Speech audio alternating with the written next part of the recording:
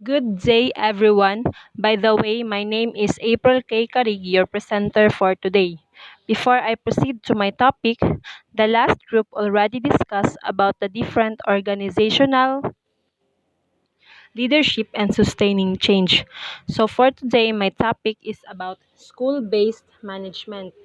When we say school-based management, it is a strategy to improve education by transferring significant decision-making authority from state and district offices to individual schools, provides principals, teachers, students, and parents greater control over the education process by giving them responsibility for decisions about the budget, personnel, and curriculum.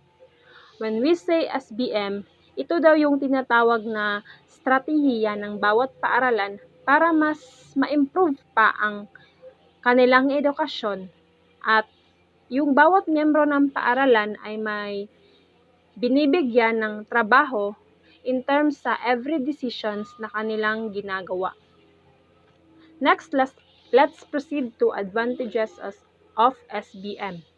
Number 1, allow competent individuals in school to make decisions that will improve learning. Dito, ginagawaran ang bawat individual na bumuo ng mga desisyon na makakapag-improve sa pag-aaral. Number 2 is give the entire school community a voice in key decisions, which will allow that every school will give their individual decisions. Number 3, lead to greater creativity in the designs of programs. Dito, mas mapapalawak ang pagbuo ng mga iba't ibang programa sa bawat paaralan. Number 4, redirect resources to support the goals developed in each school. And number 5, improve moral of teachers and nurture new leadership at all levels. And number 6 is lead to realistic budgeting. Let's proceed to how does SBM affect the roles of school board and the superintendent and the district office? The school board continues to establish a clear and unifying vision and to set a broad policies for the district and school. So, si school board daw, ang trabaho niya ay ang gumagawa ng iba't ibang polisiya patungkol sa paaralan. Then, the superintendent and his or her district office staff facilitate the decisions made at the school level and provide technical assistance when a school has difficulty translating the district's vision into high-quality programs. So, ang trabaho naman ni superintendent ay siya yung nag-aasikaso sa mga desisyon na ginagawa sa iba't ibang level ng paaralan. Next is, the district office will generally continue to recruit potential employees, screen job applicants, and maintain information on qualified applicants from which the schools fill their vacancies. So, si district office naman, ang trabaho niya ay siya ang pumipili ng mga empleyado para sa mga bakanting positions. Next, let's proceed to how are budget decisions made. Paano daw ginagawa ang mga desisyon sa paaralan? In most SBM systems, each school is given a lump sum that the school can spend as it see fit. When we say lump sum, ito yung kabubuan na bayad na ginawa sa particular na oras. Then the district office determines the total funds needed by the whole district, determines the district-wide costs, and allocates the remaining funds to the individual schools. Ang district office ay siya yung umaasikaso sa kabuuan na budget ng paaralan.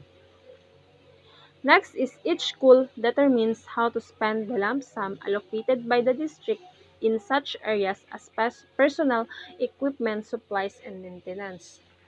Dapat ang bawat paaralan alam nila kung paano nila gagastusin ang binigay sa kanila na lump sum at kung saan ito nila gagastusin at ano ang kanilang mga bibilhin. So, that ends my discussion for today. Hope you understand Thank you for listening and God bless us all.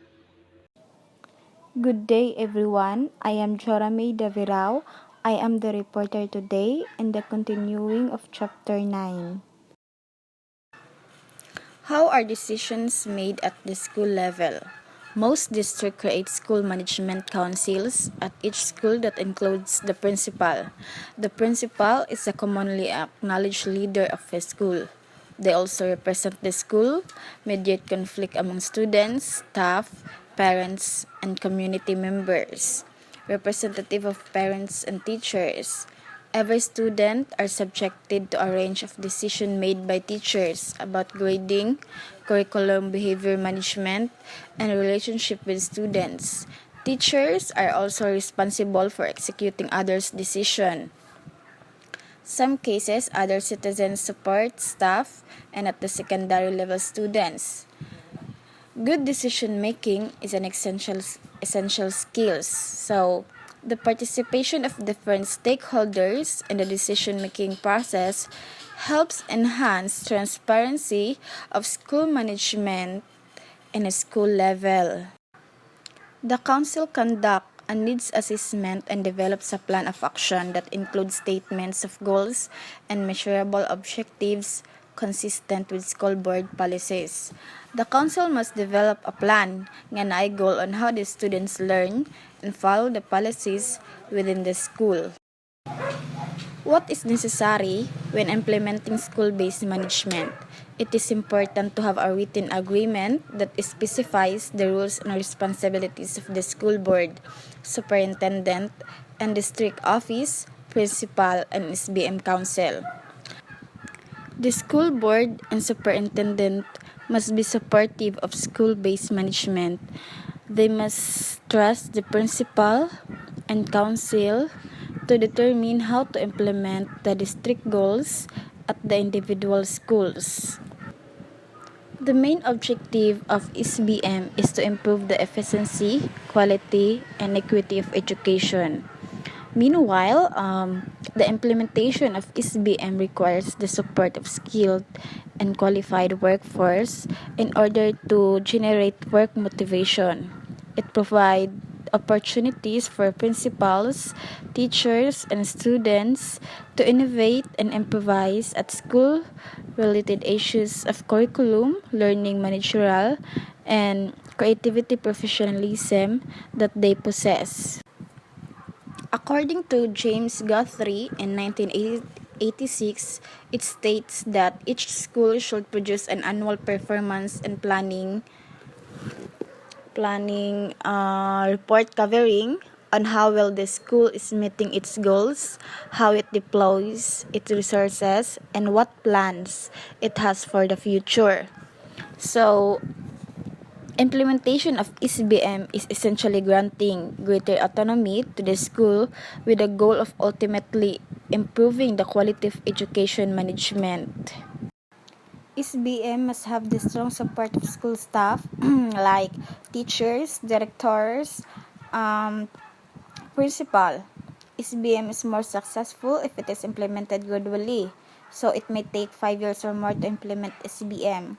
School and district staff must be given administrative training. And financial support must be provided to make training in time for regular staff. Central office administrator must transfer authority to principals, and principals in turn to must share this authority with teachers, especially and parents. What are the liabilities of SBM? So, decision making sometimes create frustration. It is often slower than more autocratic methods. The council members must be able to work together on planning and budget matters. Teachers and community members who participate in the council may need training in budget matters because some teachers may not be interested in the budget process or want to devote time to it. So, according to the AACA or NAASP task force, districts that have had most success with SBM have focused their expectation on two benefits: either greater involvement in making decisions and making better decisions. So, decision making should involve collaboration between the school based administrator, principal, teachers, instructional support staff, and parents. A school in its community should have the authority and the support to make decisions which directly impact on the education of students and should be accountable for the result of that decision. And that was the end of my report. Good afternoon once again. I am April J. DEPOLDO. I am your third presenter this afternoon for the continuation of Chapter 9. And my topic is, where has school-based management been implemented? Hundreds of school districts across the country have experimented with aspects of SBM, or school-based management, or SBM system will focus efforts in strengthening support system of the DepEd on school-based management through improved educational planning and management. So, SBM has sub-components to attain these goals. First, strengthen the support of DepEd, 3 regional offices, selected divisions, and schools. Through SBM, it improves educational planning and management, development of a functional management support system for continuing school improvement at regional, divisions, and school levels. School-based management, or SBM, or Component 1 of STRIVE, is a response to BESRA KRT1, it enabling the empowering school stakeholders to manage their own affairs for improved delivery of educational services in a sustainable manner. This component is focused on the strengthening of support system, including governance, advisory, and partnership mechanism for SBM through practical experience in the application activities. School-based management subcomponents. Policy and planning system. STRIVE aims to enhance or develop structures, processes, tools associated with policy or planning system at the school, division, and regional levels. Participatory mechanism in governance is dedicated to identifying existing participatory mechanism in education, governance at the school, division, and regions. Human resource development of education management focuses on developing and piloting the regional organizational structure to ensure that divisions actually support the implementation of school-based management mandated by the Education Act of 2001. So, in order to help the regions perform this function, the subcomponent has developed the technical assistance mechanism that will systematize the provision of professional help and guidance by the regions to the division and by the division to the schools. Quality assurance and accountability system, ensuring quality in the critical system, process, outputs, and outcomes of DepEd.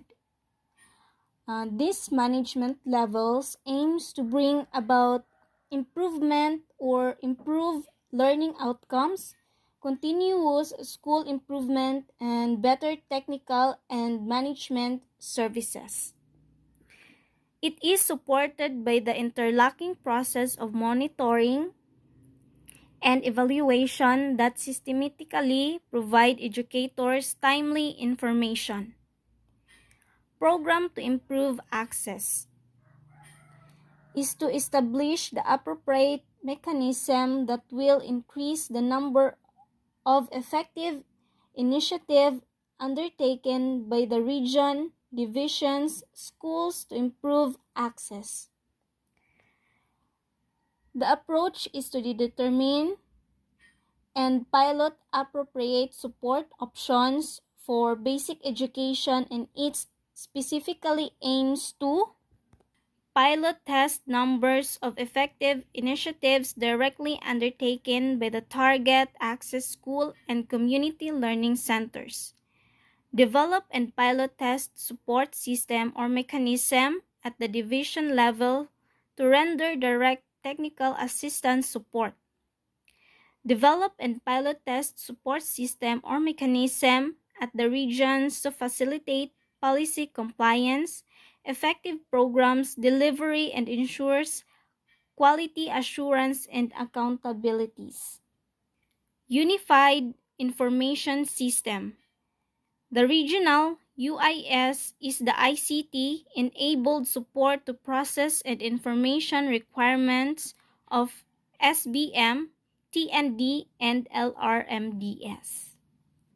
It aims to strengthen information management at the target regions and divisions to enable decision-making and provide a venue for connecting people to knowledge they need to effectively respond and create new and relevant information. The system aims to streamline and efficiently render the collection and processing of evaluation data from the school and field offices. Institutionalized quality assurance and ME process at every level of the education management system. Support information requirements of school-based management planning and policy information at all levels. The UIS shall consist of integrated databases, automated process and technologies that are to be implemented on enhanced organizational structures and improved workflow process at the target regions and divisions. Consist with the overall strategy of building on existing DepEd system and structures.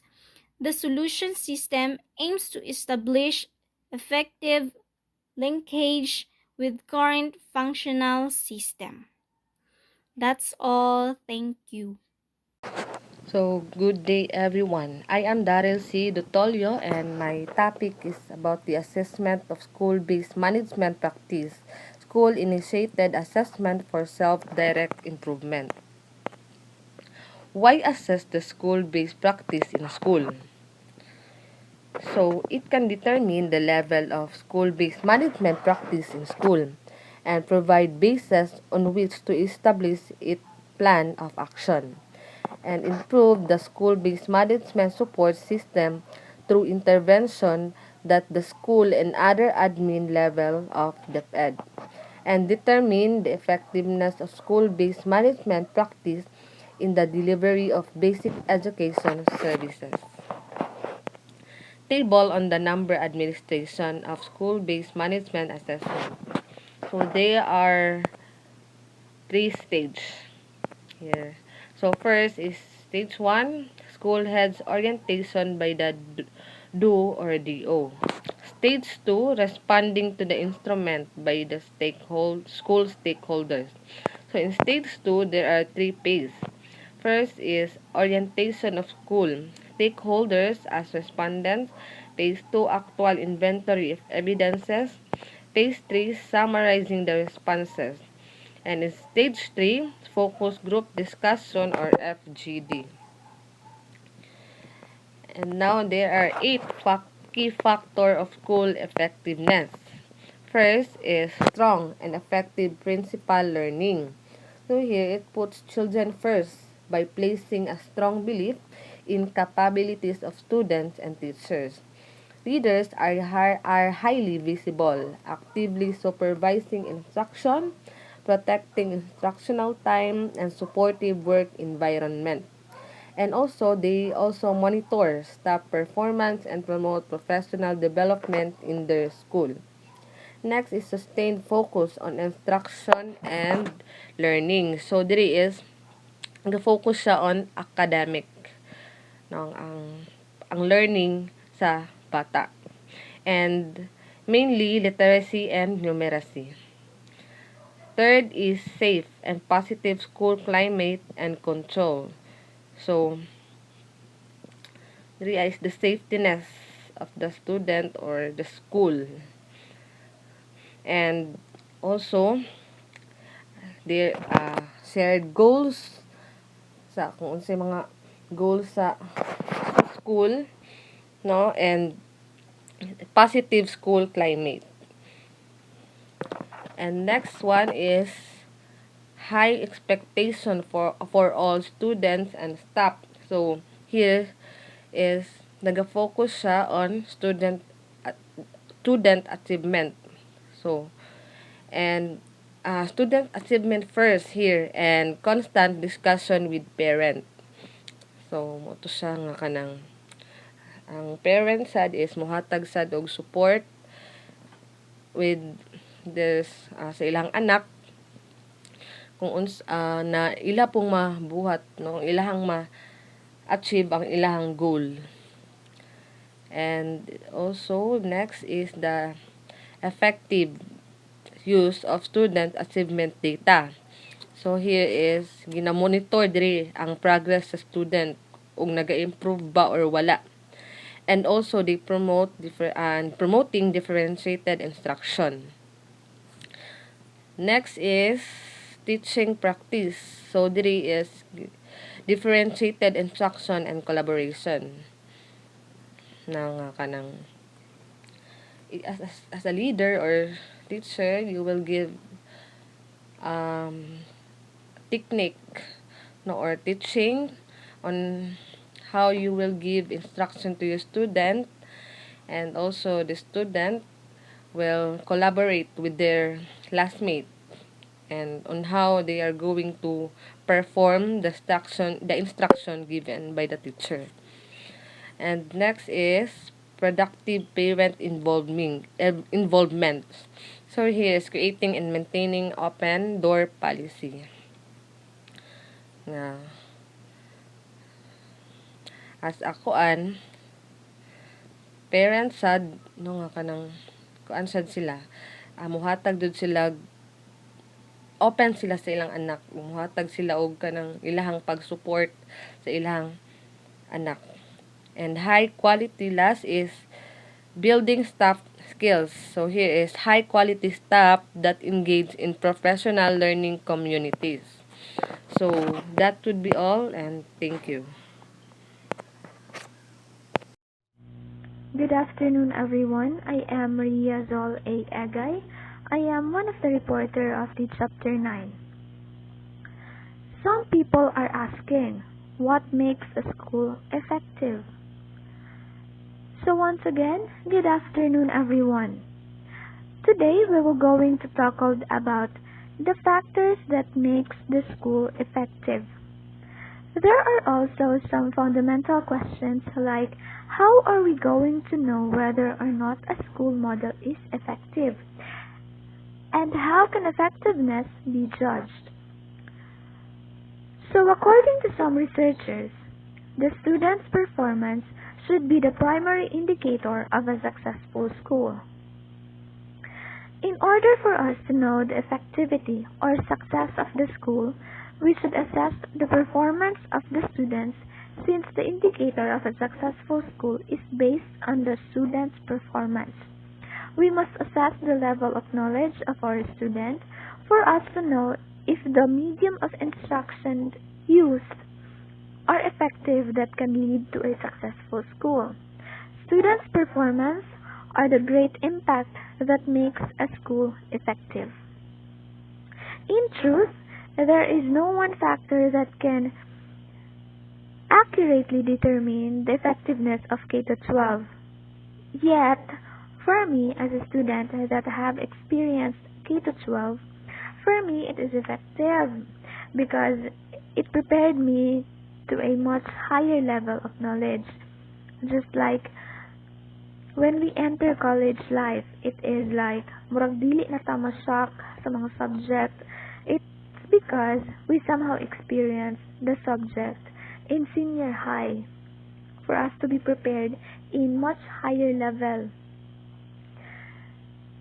So next, let's tackle about the common elements of success.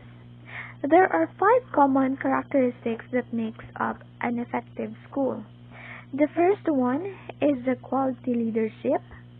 Second, high expectations. Third, ongoing screening of students' performance and development. The fourth one is goals and direction. And lastly, secure and organized. So first, let's talk about the first characteristics, which is the quality leadership. Students perform better where the principal provides strong leadership. Better or good leadership can create a great motivation towards the students, and also it can inspire them to perform properly in academic and other performances. With a good quality of leadership of the school, in collaboration with the principals or other teachers or other stakeholders, it can lead to an effective school with excellent students. If the school has the good quality leadership, the school can provide an excellent student in the future. The second factor is high expectations, or having high expectation of students as well as teachers. High expectations of students and teachers have positive impact on students' performance, because when a teacher are expected to teach the learners with a high standard of effectiveness, with the help of good quality instructional material, students can perform properly to reach the level of effectiveness, especially when the teacher also evaluates or assess their teaching development to reach the level of expected outcomes. The third characteristic is ongoing screening of student performance and development. So in order for the school to be successful or effective, is to assess or evaluate their students' performance in comparison with the other students, to know the weaknesses and strengths of the students, to address the needs of knowledge and strategies needed by the students, with the help of the teachers, to create a great solution of the problem. So the fourth one is goals and direction. Administrations should actively construct goals and then effectively communicate with the appropriate individuals. The school needs to communicate and collaborate with students or to the teachers or large community to improve or to innovate the goals of the school for it to be effective and suit for the students. It has shown that the students' performance improved in schools where there are cooperation and are working towards the set goal to lead the students in the excellent direction. So last factor is secure and organized. For maximum learning to occur, students need to feel secure. Feel secure to the point that their future profession and knowledge are secure because of the effectivity of the school. In order for the school to be effective and successful, the school needs to be secure and organized that can make them safe in the school. So there are other elements of students' success. Research has found the smaller the school, the better the students perform, especially the case of the old students. The smaller the school, the better the students' performance, because the students can easily communicate to their teachers and same as the teachers towards the students. It can also somehow motivate the students since it is small school. The teacher and students know their names or they know each other. And it can motivate the students because when there is something like recitation and the teacher knows the students, it can motivate them to answer. Kay every student naaman joy pagka-competitive. So, ma-inspire sila to study and answer the questions. Ma-inspire sila, it's because the teacher knows the name of a particular student. So, ma-boost ang kanang confidence sa isa ka student kay nakabalo ang teacher sa name sa student. It is also better if the school is small, for the teacher and principal can easily address the problem of a student and for the teachers to easily assess the student's performance and development. In additional factors that influence effective schools include time to learn, teacher quality, school, and parental trust. The quality of teaching can influence the effectivity of the school since the teacher is the facilitator. They can be able to teach the students with a good quality with the help of better instruction material and can improve the students' development. School effectiveness can also be influenced by the frequency, relevancy, and quality of the teacher's professional development offered by the school and/or school district. This can also influence the success of the school and its effectiveness for having the quality materials and teachers in teaching the students. This is the end of my discussion. So once again, good afternoon everyone. Good afternoon everyone, my name is Jade Loi ESCABUSA. Our topic for this afternoon is all about Philippine Accreditation System for Basic Education. The Philippine Accreditation System for Basic Education supplemental guidelines to the DepEd Order number 83 series of 2012. Philippine Accreditation System for Basic Education is an accreditation process that looks into operation of public and private elementary and secondary schools if they meet the quality standards as established by stakeholder for basic education. Quality standards was officially launched through DepEd Order number 64 series of 2012. And the harmonized accreditation was relaunched in DepEd Order number 83 series of 2012 is an integral component of school-based management practice.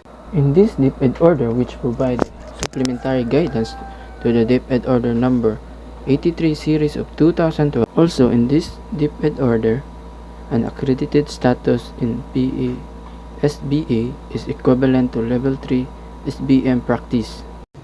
This reinforces the role of SBM and accreditation as an integrated quality measure, where PASB is the quality assurance mechanism of the SBM practice. Because this is an DepEd order, all region, division, and school shall recognize the SBM PESBA coordinating team as a per item number 4 of DepEd order number 83 series of 2012, which shall be chaired by the regional director, school division superintendent, and the school head respectively. All regions encouraged to implement the integrated process starting summer of school year 2012-2013. In the first year of implementation, the SBM and PESBA coordinating team shall be given the task to orient the schools on the diverse process. Continuous advocacy on the SBM guiding principle in the context of a child and a community-centered education systems is imperative during the period of validation of the SBM practice and before the school and the division embark the accreditation.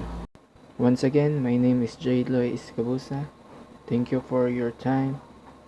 That's all, and thank you.